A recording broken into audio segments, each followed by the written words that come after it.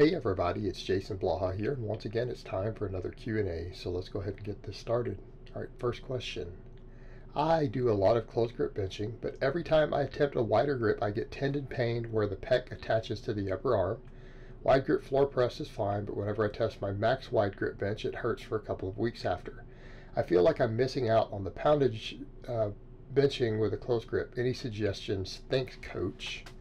Yeah, you're going to have to just work that connective tissue more. You're going to have to train the pec to be able to handle a deeper stretch. You have weak pecs, and therefore you probably have weak connective tissue there. So a couple things I would suggest would be practicing some illegal wide bench. So take whatever your best bench press max is, your best bench press max, and work with 50% of that. And I know people are going to say, but that's not effective reps. Well, it is, because we're doing a much harder exercise with different leverages, and we don't want to put too much weight on this area while you're building it. So illegal wide bench with 50% of your whatever your best bench press max is, done for sets of 10 reps. And when I say illegal wide, that means you need to have your hands completely outside the rings. But you're doing it with a lightweight, and you pause on each rep. You bring it down to the stomach, right? Not to your rib cage. It shouldn't be up on your chest. Bring it down low and do that. What I would also suggest is you get some good stretch position movements also for your pecs. What do we mean by that? Dips, wide grip dips, so that you stretch the pec. Dumbbell presses, particularly decline dumbbell presses at a mild decline. Now you could also do flat with an arch, and that will do the same thing, or you could do them on a decline. That would help you as well. So these are things that you probably need to do to get your pecs used to being put into a stretch position. Rather than maxing on it when you haven't built yourself up to do this, you need to build the connective tissue. You need to get your pecs used to being put into that stretch position, because otherwise you're just straining them. That's why it's sore every time you do that. Your tendons are getting inflamed. You might be even getting minor pulls in the pecs because you're not used to doing this. You're not used to it. Also, you may want to be careful about where you place the bar when you go with a wider grip bench. That could be a factor. You may be benching too high up on your chest with it as well, on top of all of that. So there's your solutions, and it's relatively simple, and it's going to take you a little while to build this up. All right, next question. Does cycling have a training effect, or is it strictly cardio? Say 30 miles twice a week with 50% of medium uphill trekking, still following an upper-lower template. What do you mean by a training effect? Cardio is a training effect. This will train your conditioning, right? Trains your conditioning. That's a training effect. Here's what you're probably asking. Is it going to make your legs grow? Probably not. Probably not. Could it, in theory, for some people contribute? Because you'll see these Olympic cyclists and stuff who have these massive legs sometimes, and people say, well, look at that though. Well, here's what you're dealing with. Number one, you're dealing with genetics.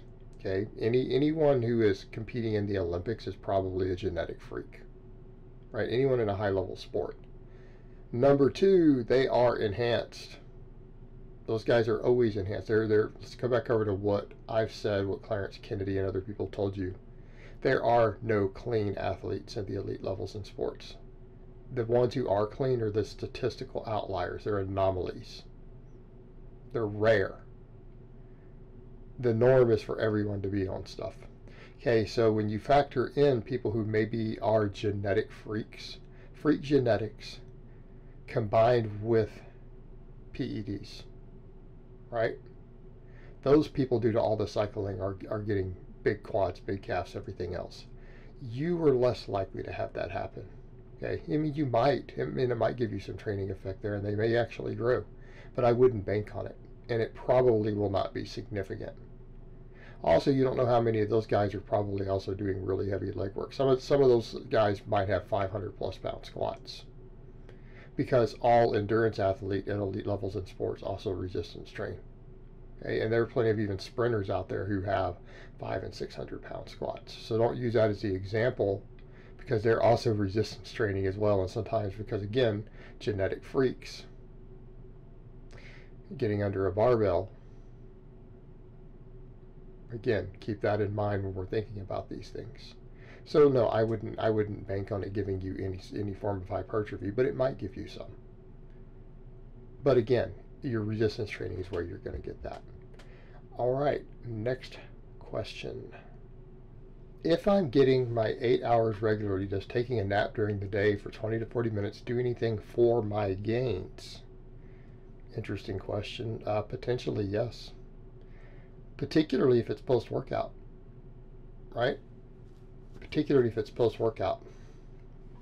And the reason I say that is that is a great time to nap. If you have the time to do so, and particularly if you eat quite a few carbs and it makes you lethargic after you train, and you just happen to pass out for a little while and take about a 30-minute nap, yeah, it could absolutely affect it. Is it going to be a night and day difference? Like, is someone going to do say, aha, I found the magic secret to double my gains? No. But it probably is enhancing recovery a little bit, probably recovering a little faster post-workout, which is going to be worth something in the grand scheme of things, because recovery is everything. Recovery is everything. I average about 9 hours a night, by the way. That's my average total. Although people say, well, you get up and do this stuff early. Yeah, but I go to bed early and then I go back to bed. So when people see me get up and do stuff, yeah, I might be up for a couple hours getting some work done, and then I go back to sleep for 2 to 3 hours because I eat a meal, I get some carbs in, and it usually helps me get knocked back out. It helps me get sleepy. I pass back out for several hours. Again, 2 to 3 is pretty common for me after that. So for me, I average 9 hours a day. But it's also because I tend to wake up really early no matter what's going on. If I went to bed at 10 o'clock, I'm still probably going to wake up at 2 or 3 a.m. And I'd be able to go back to sleep. It's just my body likes to wake me up. My brain's in overload. So here's the thing I'm going to also talk about.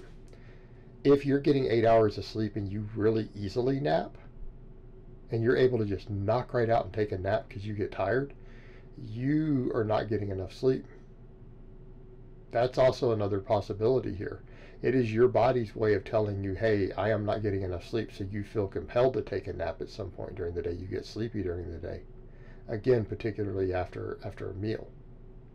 This is indicative that your sleep isn't enough. And so people say, well, I'm getting 8 hours. Well, 8 hours may not be enough for you personally. Might not be enough. So you might need to start going to bed a hair earlier. Like if you're waking up with an alarm, maybe you need to go to sleep 30 minutes, 45 minutes sooner than you're doing. Maybe you need 8.5 hours. Because for most people, it's not always that easy to take a nap. But I do know a lot of elite guys who are very, very big on naps midday. I remember chatting with Chris Duffin about it a while back, and he actually takes a nap every single day. At least the last time I spoke to him, he had mentioned that. So again, a few different things can be going on there, but again, it's certainly potentially beneficial to you if you're able to do it easily. All right, guys, so that's really all I have to say on that today. I hope it's been informative, and I will talk to you guys next time in part 2.